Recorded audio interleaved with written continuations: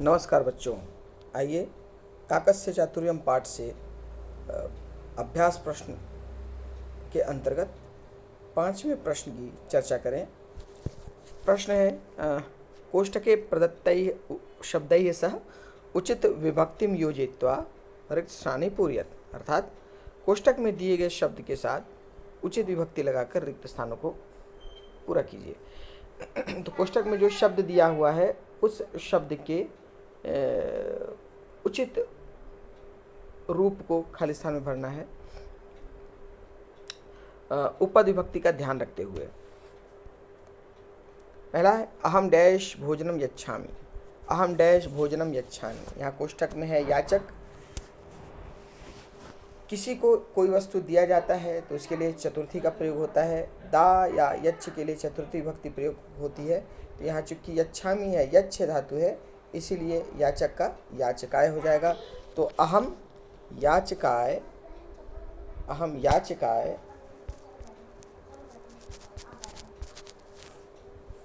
भोजनम यच्छामि।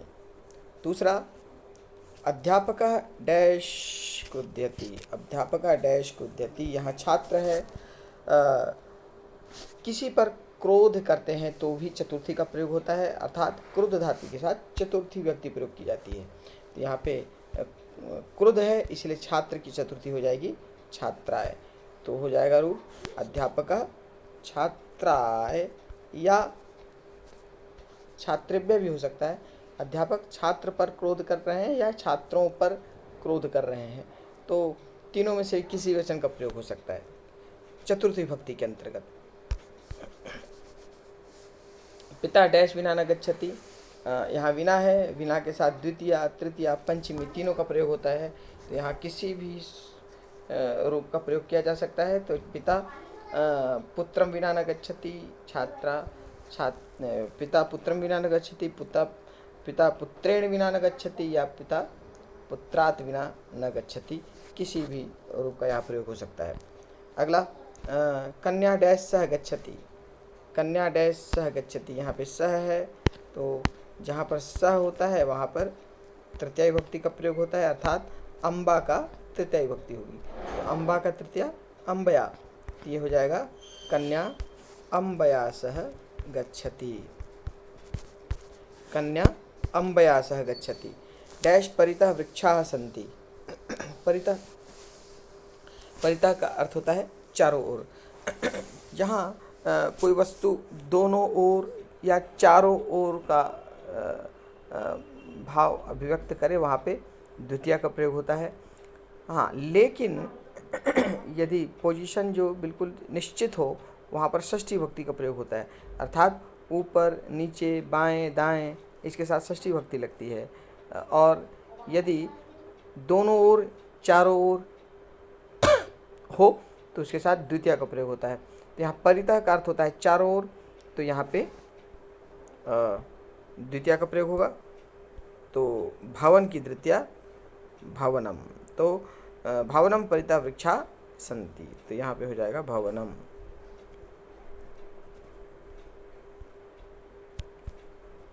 अगला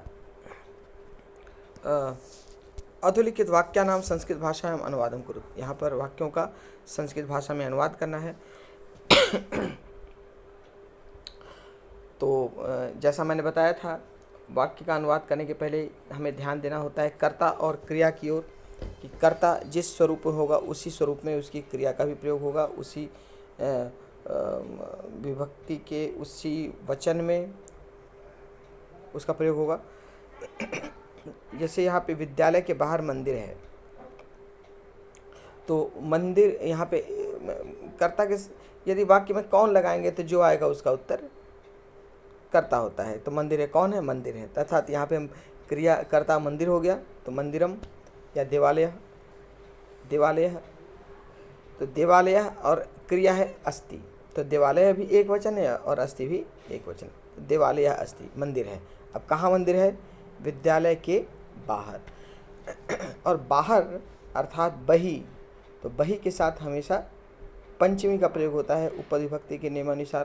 तो ये हो जाएगा विद्यालय का षष्ठी, विद्यालय का पंचमी विद्यालयात, विद्यालय का पंचमी विद्यालयात, तो विद्यालयात बहि, बहि अर्थात पंचमी, तो विद्यालयात बहि क्या है, देवालय है, तो देवालय अस्ति, तो ये हो गया रूप विद्यालयात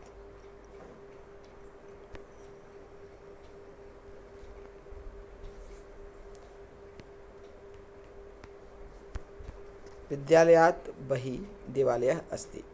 बालक कुत्ते से डरता है, डरता है अर्थात हाँ, कौन डरता है, बालक डरता है, तो कर्ता बालक हो गया, और बालक एक है, डरता है मतलब एक बालक है, तो बालक है, तो बालक कर्ता हुआ और उसकी क्रिया होगी डरता है अर्थात बिभेति, बालक बिभेति, तो ये कर्ता क्रिया हो गया बालक बिभेति।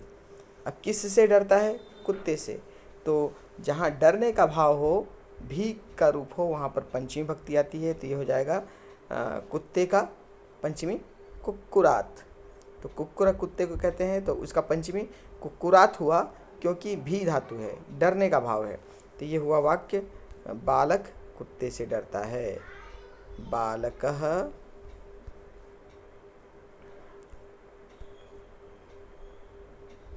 कुक्कुरात डरता है, तो ये बिभेति,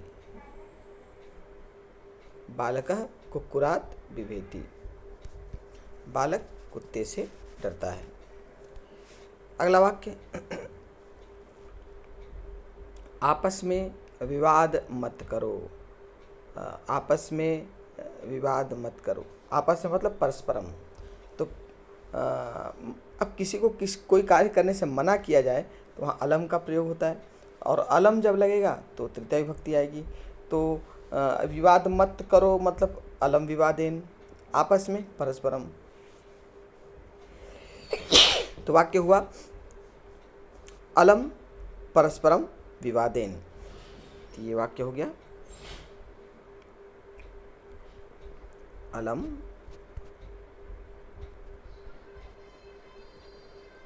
परस्परम विवादेन, अलम परस्परम विवादेन, आपस में विवाद मत करो। अगला, मैं पुस्तक के बिना कैसे पढ़ूंगा, कौन, मैं मतलब करता यहाँ अहम हो गया, और पढ़ूंगा लिट लकार है अर्थात लिट लकार का उत्तम पुरुष एक वचन अर्थात पठिष्यामि, अहम पठिष्यामि, किसके बिना, पुस्तक के बिना। अब बिना के साथ द्वितीया का प्रयोग होता है, तृतीया का या पंचमी, तीनों में से किसी का प्रयोग होता है, तो पुस्तक की द्वितीया पुस्तकम, तो पुस्तकम बिना, तो अहम पुस्तकम बिना कैसे को कहते हैं, कथम, पढ़ूंगा पठिष्यामि, अहम पुस्तकम बिना कथम पठिष्यामि, तो ये हो गया अहम पुस्तकम बिना कथम पठिष्यामि, अहम पुस्तकम बिना कथम पठिष्यामि, मैं पुस्तक के बिना कैसे पढ़ूंगा। पिता पुत्रियों को स्नेह करते हैं, पिता पुत्रियों को स्नेह करते हैं। अब यहाँ पे देखिए स्नेह धातु के साथ सप्तमी का प्रयोग होता है, कौन करते हैं, पिता, तो पिता कर्ता हो गया, और करते हैं स्नेह करते हैं, तो स्नेह का प्रथमा बहुवचन स्नेहंती, तो पिता स्नेहती, पिता स्नेह करते हैं, और स्नेह के साथ सप्तमी लगता है अर्थात पुत्रियों को, मतलब पुत्री का सप्तमी बहुवचन, तो पुत्र्याम पुत्र्यो पुत्रीषु, तो पिता पुत्रीषु स्नेहति, पिता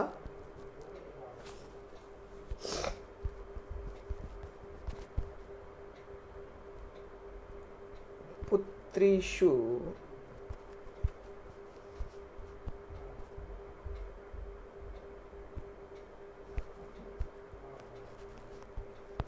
स्नेहति, पिता पुत्रियों को स्नेह करते हैं।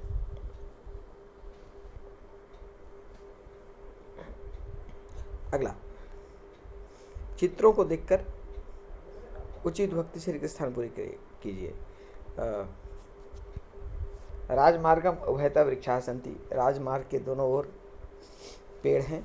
उभयता के साथ द्वितीया का प्रयोग होता है। परितः, उभयतः,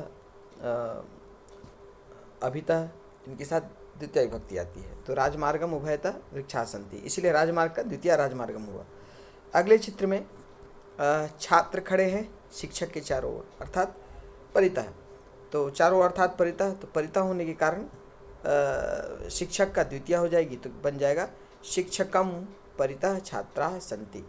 ये हो गया शिक्षकम परितः, परितः के कारण शिक्षक का द्वितीय हो गया शिक्षकम परितः। अगले चित्र में बालका डैश सह गच्छति, बालक डैश सह गच्छति। अगले चित्र में सह है, अर्थात जहाँ सह हो वहाँ पे तृतीया विभक्ति लगती है। तो बालक के साथ जाता है, किसके साथ? पिता के साथ। तो पिता का की तृतीया हो जाएगी सह के कारण, तो जनक की तृतीया जनकेन। तो बालका जनकेन सह गच्छति, या पिता की तृतीया पित्रा होता है, तो बालका पित्रा सह गच्छति, और जनक लगाएंगे तो बालका जनकेन सह गच्छति। अब एक बुजुर्ग है या दादाजी हैं, बच्चों को मना कर रहे हैं। तो ऐसा प्रतीत होता है कि बच्चों के बीच में विवाद हो रहा है, तो मना कर रहे हैं कि आपस में विवाद मत करो। तो ये होगा अलम, तो अलम के साथ तृतीया लगती है, तो हो जाएगा विवादेन। तो अलम विवादेन। अगले चित्र में अध्यापक क्रोध कर रहे हैं बालक पर। तो जहाँ पर क्रोध का भाव हो वहाँ चतुर्थी विभक्ति लगती है।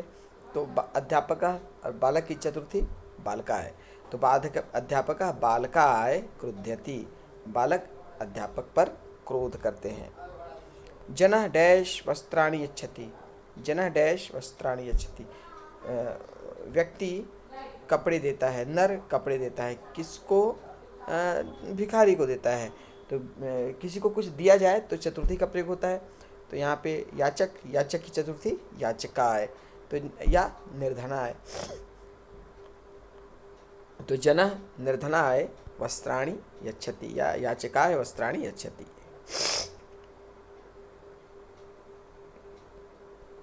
अगला प्रश्न, मंजूषा में दिए गए शब्दों की सहायता से कहानी को पूरा कीजिए। एक कहानी है जिसको पूरा करना है उन शब्दों की सहायता से जो कि मंजूषा में दिए हुए हैं। तो कहानी कौवे की है।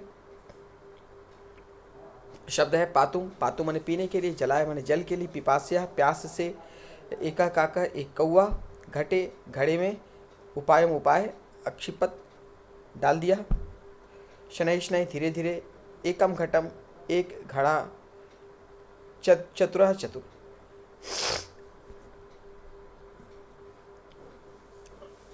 तो कस्मिंश्चित् वने डैश अवसत, किसी वन में डैश अवसत।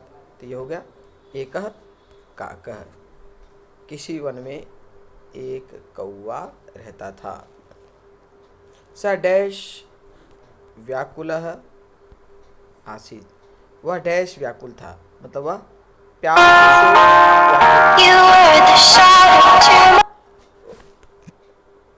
प्यास से व्याकुल था।